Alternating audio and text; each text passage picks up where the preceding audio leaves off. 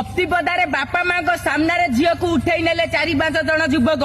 झीटी बापा माँ सहित जाइला राखी किणवा कप्तिपदा बजार हठात पछकरू आसी 4-5 जन युवक बापा माँ सामने झील को उठे नेले बापा माँ विरोध कर पछरे गोड़ेबार लोक मान डाकिबार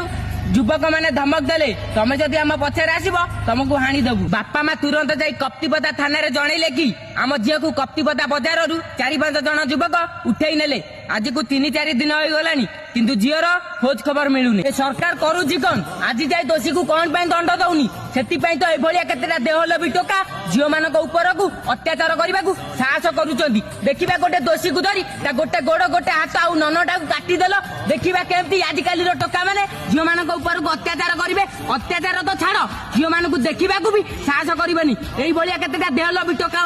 आम सब पुआ मैंने आज लोक मान आगे खराब हो जाइए सरकार को एतिक अनुरोध कि केस टी ना तुरंत तदंत करा जाऊ से टोका मान ना से भौणी को खूब शीघ्र फेर आणतु जदि से भौणी को तमें निज भौणी भावुव ना ये भिडियोटी आपंकर सबू सांग को सेयार करदेव आ कमेंट बॉक्स में निश्चय कमेंट कर दोषी मानू कौन दंड दि दरकार। जय जगन्नाथ।